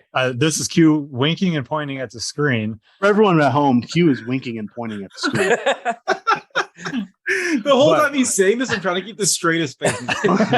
Yeah, of course. Yes, tokenomics. Yes, of course. Yes. But they can know. They can know. Well, no, yeah. The MFer token is a thing. It's going to be a thing. It's not yet. I can say it with every ounce of confidence, staring at a website that seems to be seized at the moment. So I'm not sure how that's going to play out. Best of luck with that. Best of luck. Thank you so much. Thank you. Yeah. If our project is not a rug, then we'll try to drop a token. Yeah. Okay. So my kind of point to the idea of mechanisms, tools is first to market, right? And Dilly called that out, and you guys have talked about it as well. It's if you have the idea for it, it goes there. Now, this is a shout out to Tricks and Hood and designing and spending a month and a half and then putting out a roadmap that has never been seen before. Roadmaps were a mechanism. That was a tool that people use a lot. Like, where's your roadmap? I don't want to see your roadmap. Like, fuck you. This is my business. If you want to get into it now, take part in it. So I love being a mentor because I know that my ADA is going to the team directly. Like, I want to mint that project. If I go to the secondary, that just makes me an investor. I might be part of the community. I might be part of buying into some like mechanisms. I know that 4 or 5, he's not getting this ADA that I'm spending on the mechanisms now. Yeah. I don't even know if there's a royalty, but he might get some of that. But Cardano trees was my best example for that. I love my trees. I really, really do. I still to this day, I've bought my bonsais. I've bought the fireworks. And you've seen me around that space. When I buy my assets, I love buying at mint because I know that my ADA is going to the people that are putting forth the project pieces that work. I like being in old money because I'm helping the community members. If you were lucky enough to mint something that I want, and I want to buy that to build my bags, I know most of the old money people, we don't buy and go somewhere else. We buy and buy something else. We're curating our collection. We're working through our signature series. We're adding our fucks to our bag. We're adding our tits. We're getting more tit collections so that we get more coins. Yeah. We want our CMs. We want everything. So anybody wants their CMs to put on their tits and play with their dicks so they can have their 2 bills. Sorry, Dad. It's all there. Sorry, Dad. Yeah. What? We're getting boob jobs and butt jobs? Like, it's something else. The inflation time. So for a new member and anybody that had the CMs or the community or the campaign material, that allowed you to purchase the fucks. Now, because of all of that and what I did in the past, and I bought secondary and then I stacked that up, all the fucks that I bought, that money went to Hood and Tricks. And I can't tell you for sure where that's at now. But, and to bring that back too. So like we talk about like you love being a mentor, you know what I mean? In old money, that's really all it is. Like we don't have royalties on any of our policy ideas. Really? I never even looked. I didn't even think to look. No. Yeah, they've never had 2.4 million ADA in transactions, and none of it's gone back to the community. We literally talked about that before. We were like, good volume. Wow, great. Yeah. And that's all community volume. So we actually used to, everything was slammed under the same, like if you go on Open CNFT, it was just old money. So like our actual numbers, the problem is that none of us really give a fuck about numbers, honestly. Like that's one of the things that has drawn me to the community so much is like, you never see anyone going like, oh my God, our floor is at 600 for the 0.2 bills and 50 for this. Right now? I don't know. No. Oh, no. I wish that'd be great. Oh, I better be fine. I'm out. Gotta go. Exactly. No, they're I think it's still around 1,000. Yeah. It's rugging though, so keep posting. The floor crashed. It went from 1048 to 1030. So it's I'm on it right now. Dropped. It's actually 1,000 and it's lower than I thought. I thought it was a bit more than that. Oh, so we are crashing. Good. Okay, so the rug's working. Excellent. Yeah, actually. But anyway, so no royalties on anything. I'm also a mentor. That's a robo. Stand by. Q's going to you guys do your thing, but live ledger. I love minting projects, and I really try to like DYOR as much as I can to bring it back to like your question, I guess, of all these like mechanisms or anything. If anything comes off across, like I hate whitelist. I cannot stand whitelist grinding. I cannot stand it. If any project is like, well, you guys remember like 6 months ago, even it was like, hey, get in our Discord and type a bunch of random bullshit for 30 minutes. Everything was whitelist grinding during slow-mo too. Yeah.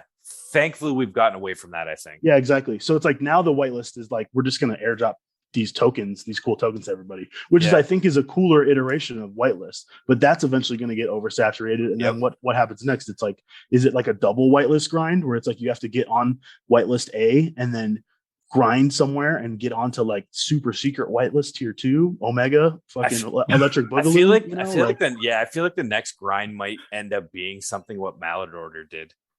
Do this trial. It's like it's like interactive and you're bringing the community together. But I don't know if I didn't even bother with Mallet Order because I was like, I don't have time for this.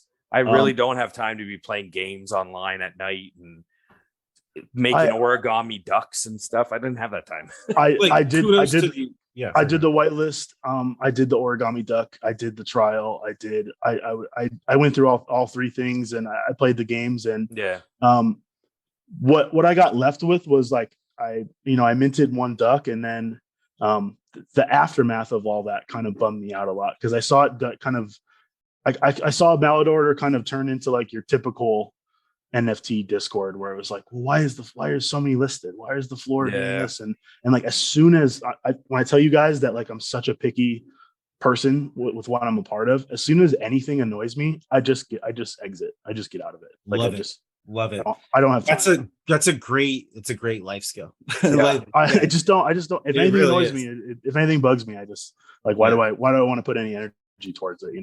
Yeah, solid. You want me to do a little demonstration of what I was just doing on the side to express the ability and the tools for what we got going on? Yeah, totally. Absolutely. So at this point, I think is so weird. And I was like, let's round it up. And I was like, you know what? I was actually just going to say, you guys have the floor. You can kind of project what you want about yourselves, about Trixon, about the project. I want to ask question 6. I want to hear about question 6. But let's because that was let Q do his thing. Yeah, okay. You do your thing. Question 6, and then that's all we got. Okay, so perfect. Devon, you made a comment that the floor is now 1,000. So to me, I go, well, shit, somebody just listed for under that 1030.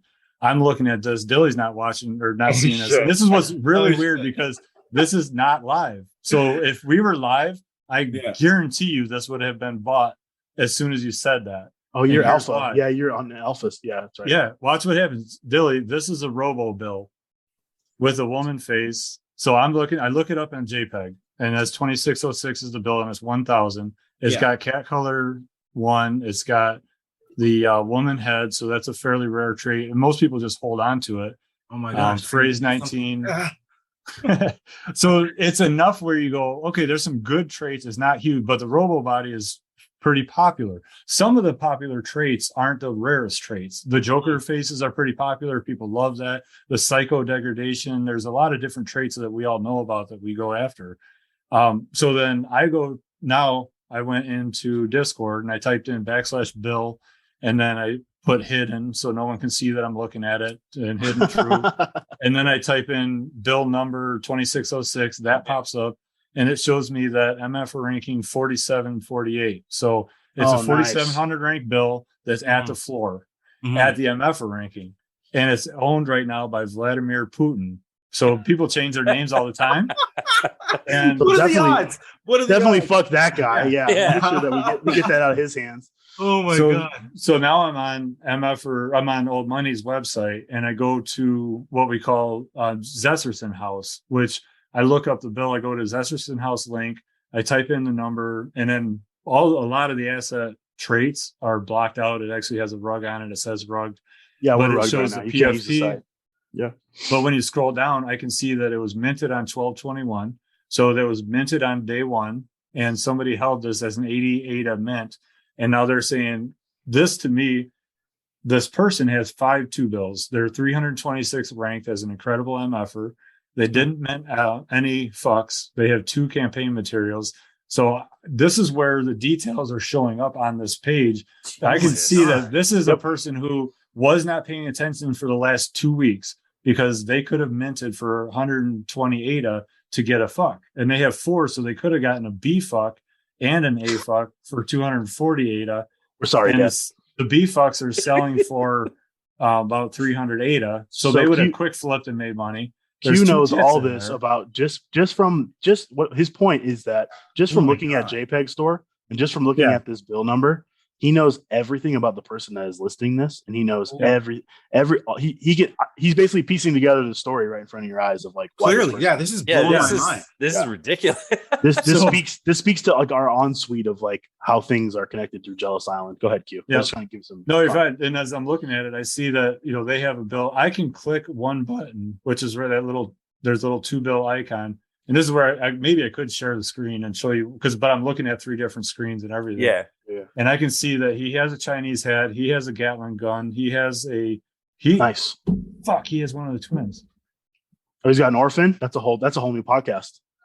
That's a whole new topic. Well, just the fact that you're looking at a cat he's got the Robo Weekend hair Horn 2 spear with the broken glasses and the blue ring. I'm gonna have to do some research for sure. Well, Vladimir Putin just came out of the fucking woodwork, and and the twins. If you match the twins and you have 2 orphans, and you match the twins and you have 2 in your wallet, at a certain point, you're either going to mint or be airdropped a 3D bill. The twins is the 2 when you realize there's 2 bills that are the same, right? Is that what exactly the same? Yeah. Yes. There's only so many of them. So they were only airdropped.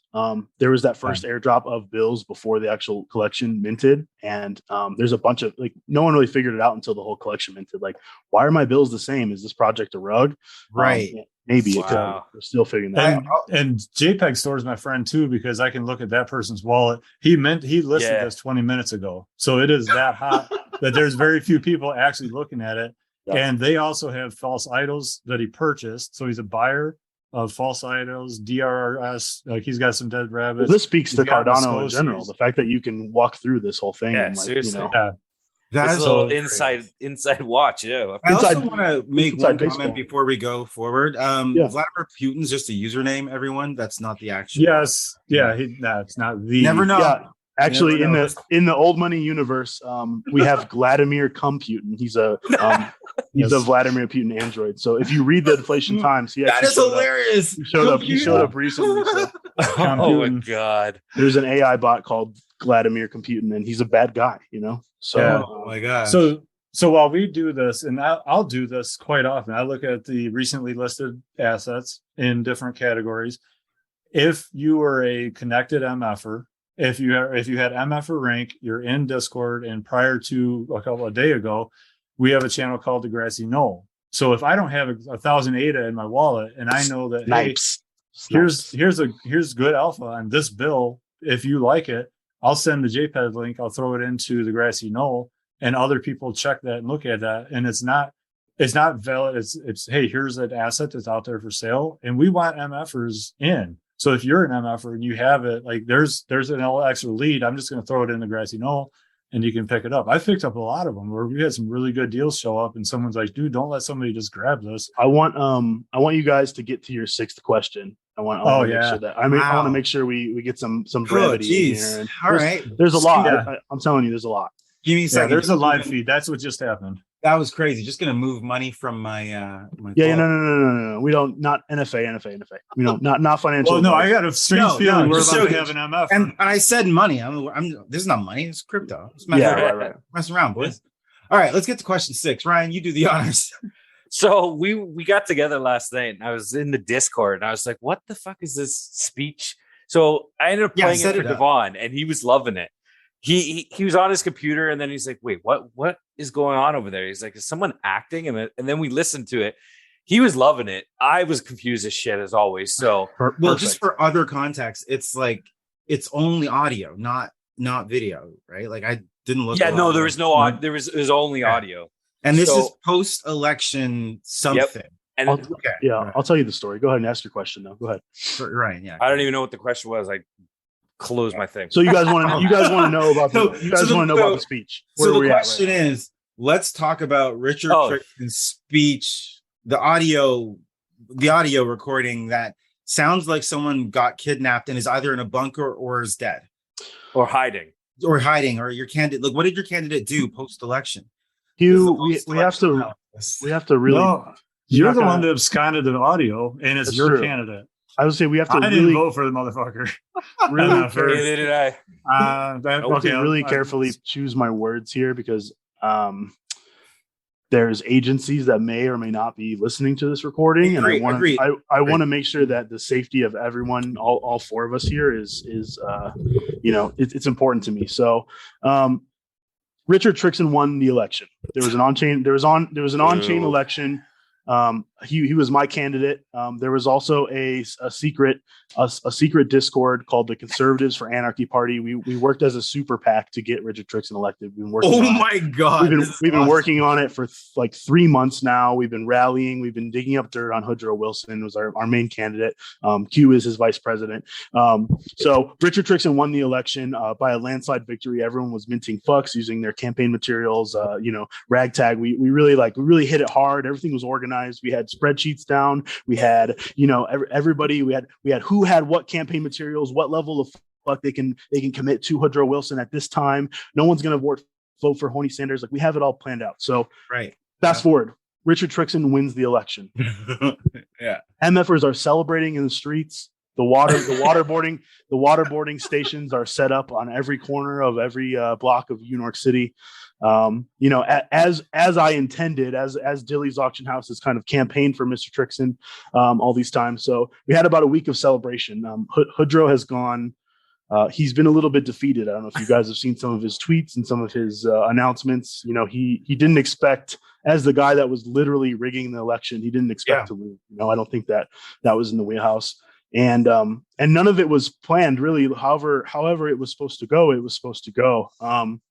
But what ended up happening is we had about a week of celebrations, and everyone was kind of like, okay, we did this election. What's really happening? I haven't really been in touch with either of the head guys at all. So a mysterious figure DM'd me. The name was literally a mysterious figure. Dropped me the audio file that you heard. Yeah. And then blocked me. Oh shit. So I did my, I did what I should as a mod member, and I posted that mysterious audio that you're referencing in the announcements to make sure that everyone heard. I thought, it was titled, Trick's speech or whatever. So I thought, it was just, campaign victory speech, and it started out as such, but it got very nefarious towards the end. So that's kind of what we're left with. I know just as much as you guys. Okay. Okay. Well, I'm a little. Ryan and I were first impressed by the quality of the audio, but then I think we were a little bit concerned. We think that there's the first lady or whatever her name, which like we're really concerned. Of course, Trisha. Yeah, Trisha. I couldn't remember her name, but it seems like things could have gotten out of hand. So I'm not quite sure, and I'm also disappointed in the super PACs. They usually should be doing better, But either way, things happen. So we're just playing the waiting game until they surface, hopefully. I'll tell you what I know right now. And again, I have to really choose my words carefully here, but of course. Listening to the audio, just like you and the rest of the MFers, from what I know, there seems to be some kind of altercation. I believe the lovely voiced Miss Trisha has taken care of Trixon and given him some kind of escape plan. And as far as I know, he's judging by their Twitters, which is Richard Trixon on Twitter, and Hoodro Wilson on Twitter. There seems to be some kind of like crate situation going on, or they seem to be stuck somewhere. We haven't heard from the founders at all. The Old Money website's been seized by the FUI. Right. Yes, we saw that. And to even zoom out and get out of character a small amount, like they haven't told us anything. Like they basically just dropped off the face of the earth to all the mods. So cool. We're figuring out with you guys. No, and pardon me, I say cool in a not actually cool at all. We appreciate your thoughts. Yeah, it's been a difficult couple of days from here up in Canada. It's been a difficult couple of days for everybody involved. So we're really trying to figure out, whether our project is a rug or not, whether it's going to be seized by these agencies.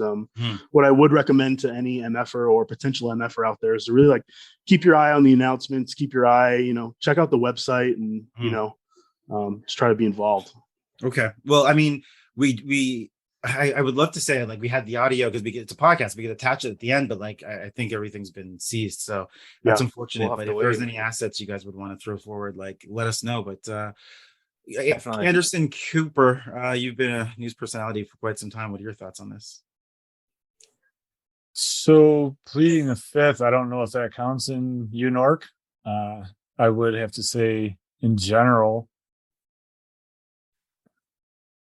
I don't know. It's hard because I'm speaking to you now in a moment. It is Wednesday late night, Eastern Standard Time. What is it? 10 o'clock. Tomorrow, more things may happen. I don't know if this will get released Thursday, Friday, or whenever. And I actually, well, maybe. And I feel bad about this because the FUI they might contact you because usually you're talking to a VP nominee and they might tell you that it's not sound advice for you to publish anything at this point. It may not be time for me to stand in front of a camera. I can't say tomorrow's going to be any better. I hope it is. It would be fun to find out that all is well. And that, haha, but how much haha is there when there's a lot of shit happening? Yeah. So, yeah, it's going to be hard to say. People could be getting hurt. Well, you heard it here first, everyone. Non-fungible guys have had, quite the conversation. I'm not really sure where to go, but it definitely got pretty serious. Ryan, is there anything you'd want to close us out with? If not, we can pass the floor to these two gents and they can kind of say their piece. But I got nothing. I just like this. Thank you for coming on. I mean, you guys, This has been a blast. That's all. It's been an absolute pleasure, guys. I'm just as more confused as I was when we started. So that's perfect. This is awesome. We did our job. That's really perfect. And I hope when you listen back to this and you kind of start deciphering both me and Q's rants, that confusion amplifies as you're kind of trying to really understand. It definitely will. Hopping back, I will say, this has been sweet. Did not know where we were gonna go, but this is so cool. Really gotten some cool conversations, guys. I really appreciate this. We are gonna drop this on Thursday, audio Thursday, video. Okay. Who knows? Might get seized. It'll be, I know. Well, honestly, it could. We all can only hope it'll actually see the light of day. We can only hopefully, and maybe everyone's faces will be redacted. Well, that's what I was just about to ask you. Is there a way, just in case, that you can blur my face during the conversation and my name and across the eyes, just in case, the black bar, with the voice changer. Yeah, I wish. Well, it really started in Toledo. That's awesome. All right. Thanks. I really appreciate the opportunity to skip back to a year's worth of NFT conversation too. Yeah. I've been deep in the old money lore and the investment side and the conversation side. This is not my only piece of Cardano and where I'm at. Like, we all expand into different areas. I really look forward to where everything's going to take us. I have personal plans that mean that I'm going to do this later in life. But if somebody else just chose for that to happen tomorrow, that might have been what happened. So I may be calling on you guys to hang out with you more often, and maybe, if old money's just not a thing anymore. But can we come back? It's a nervous time. You guys are, the door's always open. You guys can always come on. We didn't even get into Q. You do some amazing artwork. We didn't even get into that. So that's a whole episode. Yeah. I do have a piece of the collection, I guess you would do say. You really? But I do have. Awesome. I think I won. Oh yeah. You're in a Discord right tree, now, right? Yeah. So. Yeah, we didn't even get into that. So I guess we got to do a part 2, either with old money or Q yourself, or we'll talk. We'll do a cooking show with Dilly. We can hang out. I would love that. Can you imagine that? That'd be so. Oh my god, it'd be awesome. Cardano cooking.